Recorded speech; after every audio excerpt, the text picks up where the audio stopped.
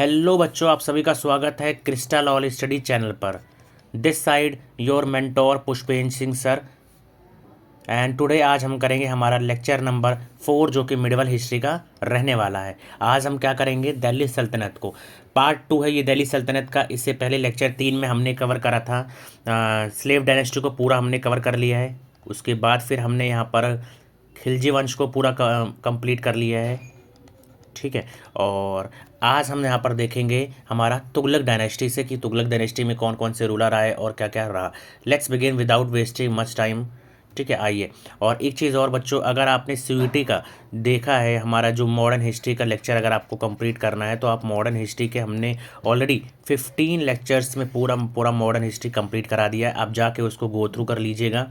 वहाँ पर वो अराउंड आपका 2.5 से 3 आवर्स का पूरा प्लेलिस्ट होगा, और उसको आप देखेंगे तो आपको पता लग जाएगा कि हाँ यार, ये जो PYQs आप देखिएगा तो वहाँ से भी जो भी क्वेश्चंस आए थे मोस्टली हमने उसमें कवर करवाया। और 100% मैं आपको बच्चों गारंटी देता हूँ कि एटलीस्ट CUT में तो आपके जो क्वेश्चंस होने वाले हैं वो कहीं नहीं जाएंगे अगर आपने हमारी वो पूरी का पूरी मॉडर्न हिस्ट्री की सीरीज़ को कंप्लीट कर लिया है, ठीक है। राइट नाउ हम मिडिवल हिस्ट्री कर रहे हैं, और मिडिवल हिस्ट्री को आप यहीं से कवर कर सकते हैं। और इसके साथ साथ जो हमारा एंशियंट हिस्ट्री है उसका already Divya ma'am is teaching, कि हाँ आप उसको जाके वहाँ से देख लीजिएगा। उसके लेक्चर्स जो भी हैं काफ़ी अच्छे लेक्चर्स हैं और काफ़ी डीप एनालिसिस के साथ उनको बनाया गया है। तो आप देखेंगे पढ़ेंगे तो आपको लगेगा कि हाँ यार, ये कंटेंट क्वालिटी कंटेंट, और इससे बाहर तो कहीं से भी नहीं आने वाला। मेनली CUT के लिए, आप CUT तो छोड़िए, बहुत बड़े बड़े जो गवर्नमेंट एग्जाम भी होते हैं, अगर यही आप कंप्लीट करके जाएंगे तो काफ़ी चीज़ आपकी कवर हो जाएंगी।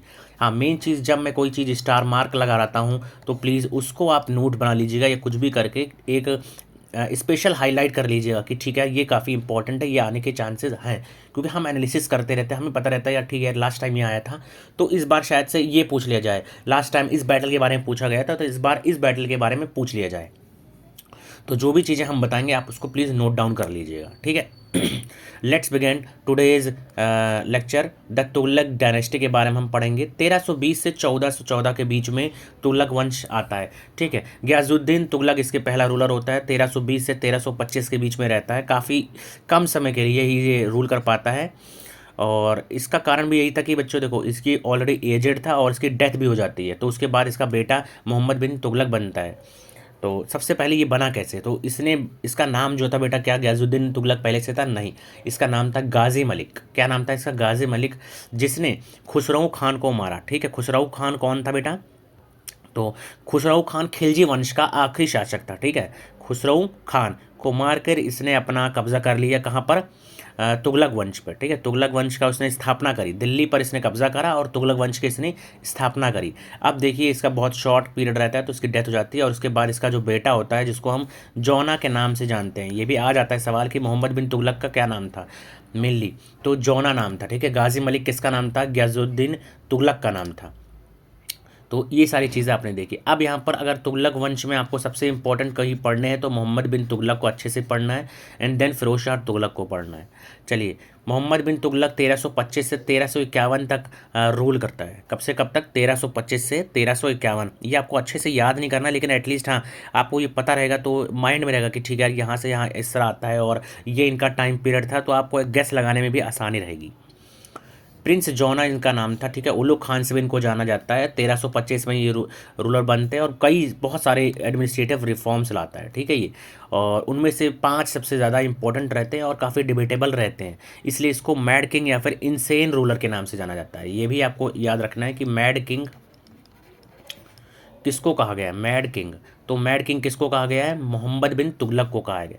टैक्सेशन इन दोग, आप देखिए 1326 में क्या करता है? 5 काम मैं आपको बच्चे पढ़ाऊंगा जो कि कहीं कहीं इसके फुलिश काम्स थे, कि यार ऐसा नहीं करना चाहिए था, क्योंकि ये करना बहुत सारी अच्छी चीज़ें करता था लेकिन हो कुछ और जाता था, मतलब इंटेंशन का पॉजिटिव था लेकिन रिजल्ट जो नेगेटिव आता था, इसलिए कहीं ना कहीं इसको मैड किंग या फिर इंसेन रूलर के नाम से भी जाना जाता है। सबसे पहला जो इसने डिसीजन लिया, टैक्सेशन इन द दुआब लगाया। 1326 में क्या करता है? गंगा और यमुना रीजन जो कि बहुत ज़्यादा फर्टाइल रीजन माना जाता है और यहाँ से एग्रीकल्चर सबसे ज़्यादा होता है, वहाँ पर इसने टैक्सेस लगा दिए, हैवी टैक्सेस लगा दिए, जिसके कारण क्या होता है कि जो प्राइसेस होते हैं वो बढ़ गए, ठीक है। और ये मतलब उस बेसिस पे नहीं लगाया कि एक मेजरमेंट के बेसिस पे लगाया जाए तो भी समझ आता है, लेकिन ऐसा ही उन्होंने लगा दिया। उसके कारण बेटा कहीं ना कहीं वो प्रॉब्लम क्रिएट हुई। ठीक है, ये आपको याद रखना है। और the sultan also created a दीवाने कोही डिपार्टमेंट। इसने कौन सा डिपार्टमेंट का ओपन किया था? दीवाने कोही डिपार्टमेंट। दीवाने कोही क्या होता है ये आपको याद रखना है कि दीवाने कोही, दीवान ए कोही, दीवाने कोही डिपार्टमेंट होता है एग्रीकल्चर से रिलेटेड। किससे रिलेटेड होता है बच्चों? एग्रीकल्चर। किससे रिलेटेड होता है? एग्रीकल्चर। ये एग्रीकल्चर का डिपार्टमेंट है दीवाने कोई, किसने इस्टेब्लिश किया था? मोहम्मद बिन तुगलक ने। इसको आप नोट डाउन कर लेंगे।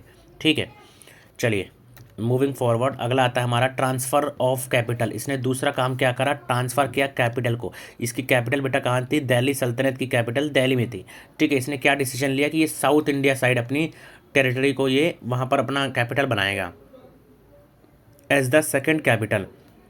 ताकि क्या रीज़न था बेटा? दिल्ली पड़ जाता है नॉर्थ इंडिया में, ठीक है, और वो देवगिरी जाना चाहता था, देवगिरी दौलताबाद जो कि महाराष्ट्र में पड़ता है।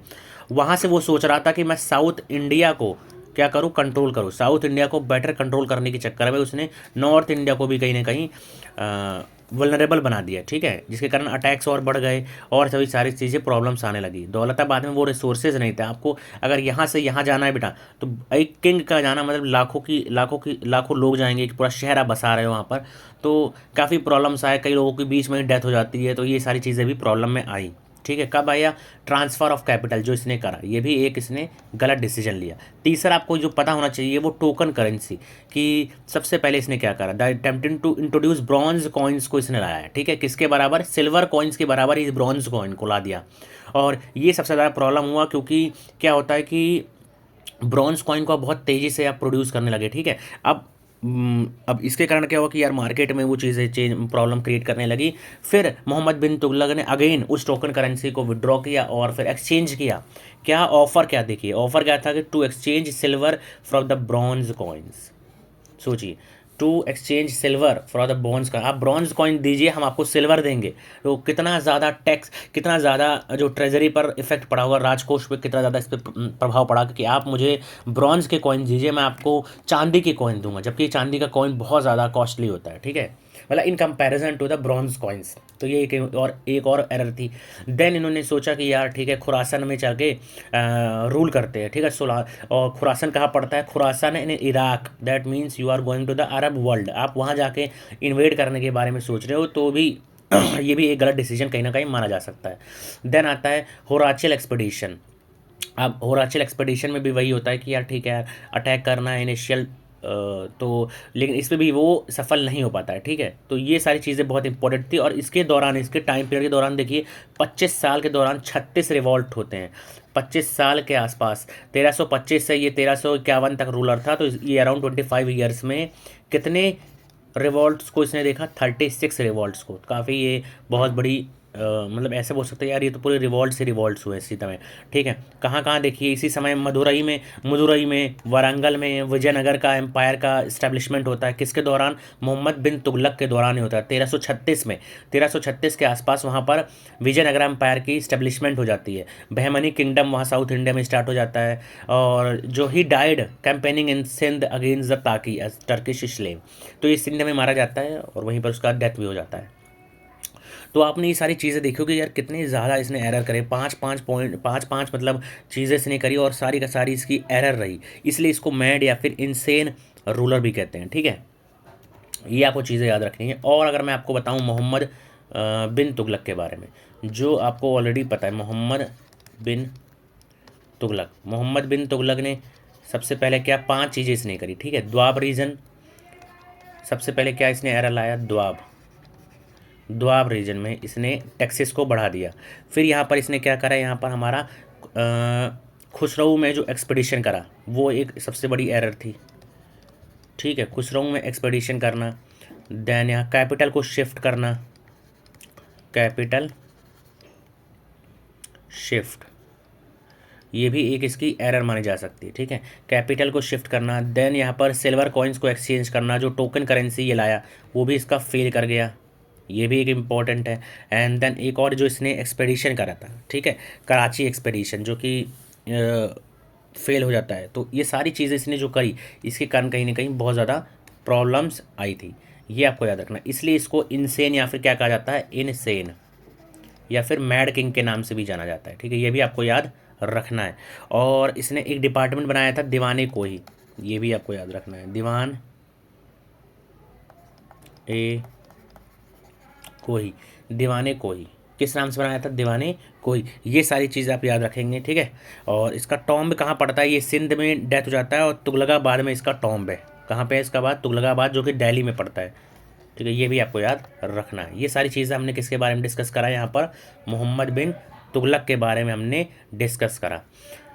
चलिए अब हम यहाँ पर देखेंगे हमारा फिरोज शाह तुगलक के बारे में। फिरोज शाह तुगलक का टाइम पीरियड क्या कब से कब रहता है, तो फिरोज शाह रूल करता है 1351 से। मोहम्मद बिन तुगलक जैसे गया उसके बाद फिरोज शाह तुगलक आता है 1351 से 1388 तक। ठीक है, और इसको सबसे इम्पोर्टेंट चीज़ जो आपको याद रखना है फिरोज शाह तुगलक के बारे में, अगर मैं आपको बताऊं, ठीक है, तो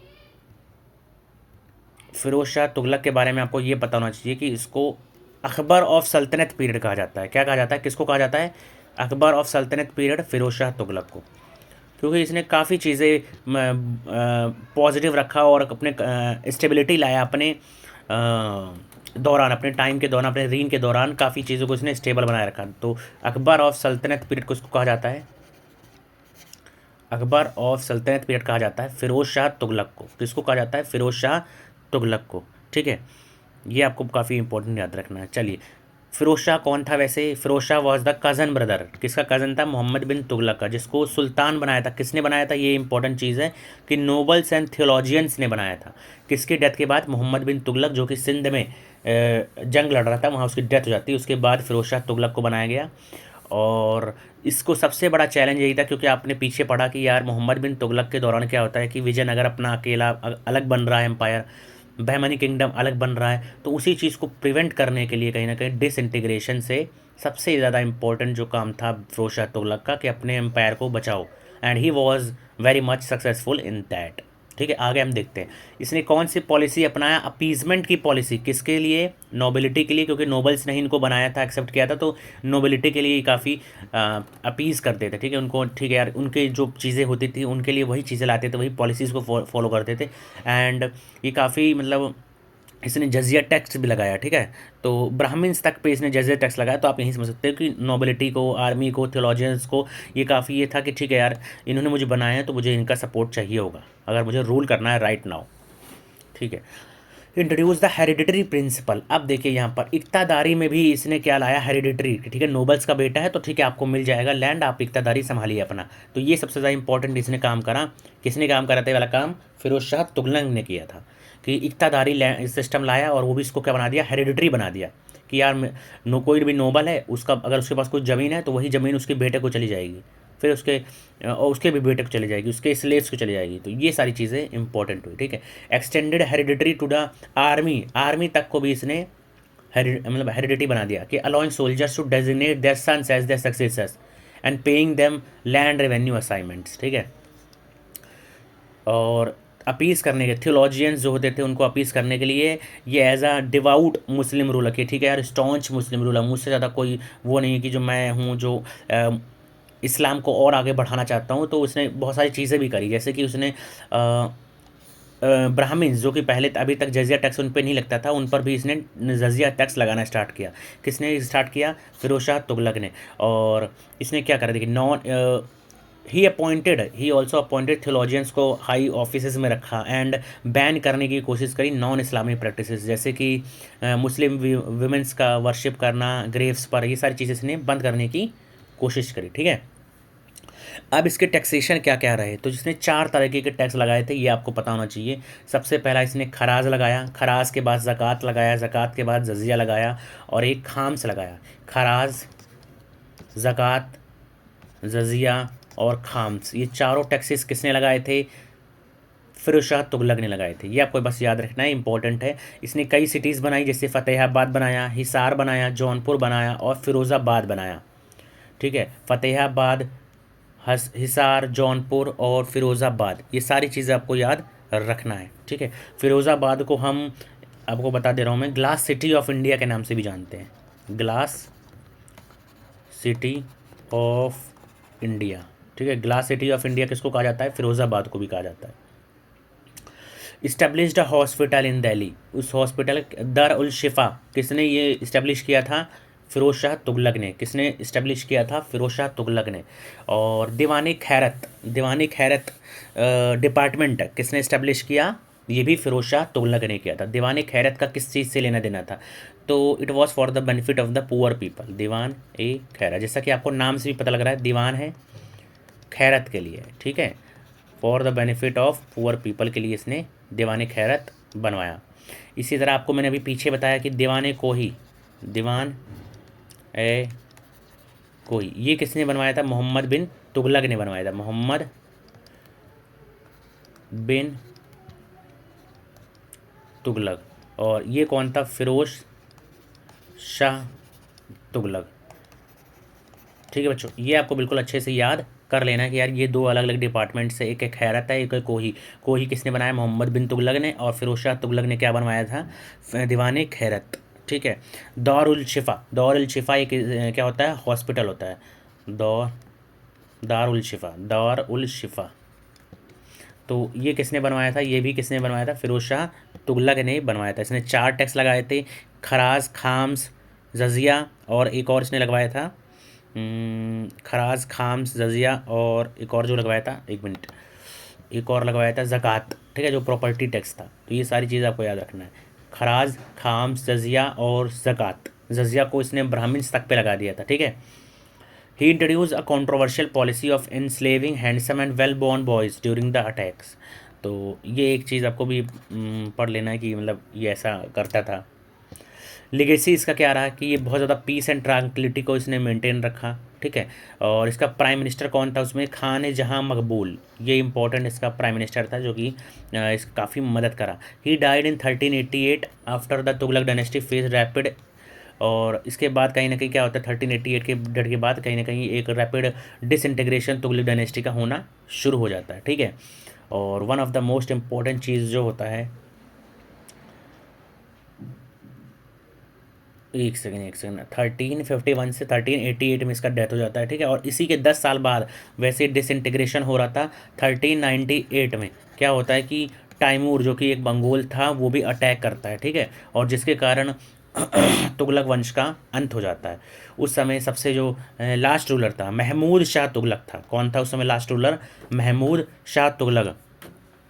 उसको तैमूर हराता है और फिर वहाँ पर किसको बना देता है? अपना नॉमिनी किज़र खान को, और जो कि नई डायनेस्टी को स्टार्ट करता है। ठीक है, नई डायनेस्टी स्टार्ट होती है। अब यहाँ पर अब आप पढ़ेंगे सैयद डायनेस्टी। अब सैयद डायनेस्टी की यहाँ पर शुरुआत होने जा रही है।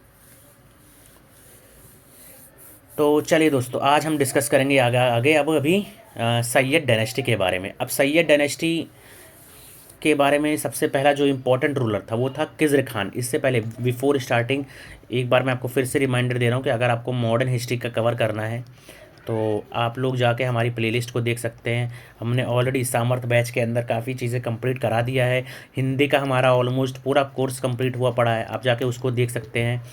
देन उसके बाद हमारा अभी एंशियंट हिस्ट्री का ऑलमोस्ट प्लेलिस्ट रेडी हो रहा है, चल रहा है। इकोनॉमिक्स हमने काफ़ी चीज़ें करा दिया कवर, तो वो चीज़ें आप जाके एक बार देखिए, आपको कहीं ना कहीं बहुत ज़्यादा बेनिफिट रहने वाला है। ठीक है, किज़र खान, और किज़र खान 1414 से 1450 के बीच में रहता है। सैयद डायनेस्टी जो रहती है टाइम पीरियड उसका रहता है 1414 से 1450 के बीच। सबसे पहला जो रूलर आता है किज़र खान, और इसको अपॉइंट किसने किया था? इसको अपॉइंट किया था तैमूर ने। ठीक है, और इसने कभी भी ही became the sultan of the Sayyid dynasty, लेकिन इसने कभी भी सुल्तान का टाइटल नहीं लिया था। ये आपको याद रखना है कि इसने कभी भी किज़र खान ने सुल्तान का टाइटल नहीं लिया था, क्योंकि तैमूर के अंदर था, तो और इसका ज़्यादा टाइम पीरियड भी नहीं था। और सैयद डायनेस्टी भी आप देख सकते हैं कि यार 14 से 14 से 1450 के बीच था, तो बहुत ज़्यादा इसका इफेक्ट कोई पड़ा भी नहीं।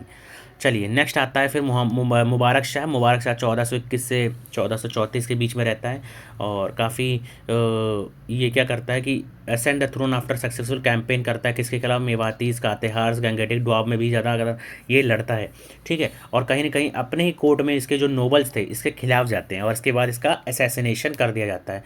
तो मुबारक शाह जो कि सैयद डायनेस्टी से है उसका असैसिनेशन उसके ही कोर्ट के जो भी नोबल्स थे उन्होंने किया था, ठीक है, ये आपको याद रखना है। और दूसरी साइड जो तुगलक डायनेस्टी में फिरोज शाह तुगलक था उसके ही नोबल्स ने उसको सपोर्ट करके उसको बनाया था जब मोहम्मद बिन तुगलक की डेथ हो जाती है। तो ये सारी चीज़ें आपको क्लियर रखना है कि मुबारक शाह के साथ क्या हुआ था। मुबारक शाह कहाँ से था, सैयद डायनेस्टी से, और फिरोज शाह तुगलक कहाँ से था। उसके बाद चलिए आता है अब यहाँ पर नेक्स्ट रूलर जो आता है मोहम्मद शाह। ये कुछ समय के लिए ये भी रूल करता है और इंटरनल कॉन्फ्लिक्ट्स बहुत ज़्यादा रहते हैं क्योंकि अब जब से वो टाइमूर का इन्वेजन हुआ है कहीं ना कहीं सैयद डायनेस्टी उस हिसाब से रूल नहीं कर पाई, अपना कोई भी एक भी बहुत ज़्यादा पावरफुल या फिर कैपेबल रूलर नहीं आया। तो यहाँ ज़्यादा भी आपको याद नहीं करना है, बस आपको ये भी याद रखना है कि Alam Shah was the last ruler of the Sayyid dynasty, ठीक है। और with the rise of Bahlol Lodi, जैसे ही बहलोल लोदी आगे बढ़ रहा था आलम शाह ने वॉलंटरली स्टेप डाउन कर दिया और पावर किसको पकड़ा दिया, आलम शाह को पकड़ा दिया। तो ये सारी चीज़ें आपको पता होनी चाहिए। चलिए अब यहाँ पर हमारे पास आता है लोधी डायनेस्टी। लोधी डायनेस्टी में आपको 3 रूलर्स को कवर करना है, ठीक है। ये आपको मैं एक बार रिकॉल करा देता हूँ कि लोधी डायनेस्टी में आपको क्या क्या कवर करना है। सबसे पहला आता है बहलोल लोधी जो कि इस डायनेस्टी का फाउंडर था। कौन था फाउंडर, बहलोल लोधी। और इसने बहलोली कॉइन्स को, ये आपको याद रखना है कि इसने बहलोली कॉइन्स को स्टार्ट किया था। इसका टॉम्ब कहाँ पे है, दिल्ली में ही इसका टॉम्ब है, ये भी आपको याद रखना है। बहलोल लोधी के बाद जो अगला आता है सिकंदर लोधी। कौन आता है, सिकंदर लोधी। सिकंदर लोधी ने अपनी कैपिटल को शिफ्ट किया था दिल्ली से, कहाँ, आगरा। ये आपको याद रखना कि आगरा को फाउंड करने का कभी भी सवाल आ जाए तो वो सिकंदर लोधी आएगा कि आगरा सिटी को किसने फाउंड किया था, सिकंदर लोधी ने कहता था, सिकंदराबाद के नाम से। कैपिटल को इसने शिफ्ट किया दिल्ली से आगरा, ये भी आपको याद रखना है, ठीक है। और इसने एक मेजरिंग यूनिट को स्टार्ट किया था जिसका इसने नाम रखा गाज ए सिकंदरी। गाज ए सिकंदरी, ये क्या 32 डिजिट इसमें होती थी और इसने ये स्टार्ट किया था गाज ए सिकंदरी, ठीक है। ये सारी चीज़ें आपको याद रहेंगी, दैट्स ऑल। यहाँ से था सिकंदर लोधी के बाद फिर इब्राहिम लोधी आता है। ये मैं एक बार आपको शॉर्ट में बिल्कुल रिकॉल करा रहा हूँ, इब्राहिम लोधी। और इब्राहिम लोधी में सबसे ज़्यादा इंपॉर्टेंट चीज़ होता है कि second battle of Panipat second नहीं, फर्स्ट बैटल ऑफ पानीपत लड़ा जाता है। फर्स्ट बैटल ऑफ पानीपत, ठीक है। फर्स्ट बैटल ऑफ पानीपत का लड़ा जाता है 1526 में। कब लड़ा जाता है, 1526 में। किसके बीच, बाबर और इब्राहिम लोधी के बीच में, ठीक है। और इसमें किसकी जीत हो जाती है, बाबर की जीत हो जाती है। तो ये आपको याद बिल्कुल रखना है। चलिए अब इसी चीज़ को हम आगे अच्छे से कवर करते हैं लोधी डायनेस्टी में। सबसे पहला ये बहलोल लोधी अफगान रूलर्स थे, ठीक है, ये दोनों अफगान्स थे। Bahlol Lodhi rose to the power in Punjab following the invasion of Timur. He became the founder of the Lodhi dynasty. Sikandar Lodhi इसका बेटा था बहलोल लोधी का और इसने अपने एम्पायर को एक्सपेंड किया वेस्ट बंगाल तक, बिहार तक। इसने अपनी कैपिटल को दिल्ली से आगरा को शिफ्ट किया था और आगरा सिटी को इसी ने फाउंड किया था। इसने एग्रीकल्चरल इंटरेस्ट को देखते हुए एक गाज सिकंदरी जो मेज़रमेंट का यूनिट है, जो कल्टिवेटेड फील्ड्स होती हैं उनको मेज़र करने के लिए 32 डिजिट का इसने स्टार्ट किया था। ही वॉज अ स्टॉन्च मुस्लिम, बहुत ज़्यादा ये इस्लाम को आगे बढ़ावा देना चाहता था। तो इसने ज्वालामुखी करके एक टेम्पल है नागरकोट में, उसको इसने डिस्ट्रक्ट कराया। काफ़ी मथुरा के टेम्पल्स को भी इसने डिस्ट्रक्ट कराया था, ठीक है। और ये आपको याद रखना है। सिकंदर लोधी वॉज ऑल्सो, और ये भी आपको याद रखना है कि वही also compose Persian poetry under the pen name Gul Rukhi. किस नाम से ही करता था, गुल रुखी के नाम से ये सारी चीज़ें लिखता था। He was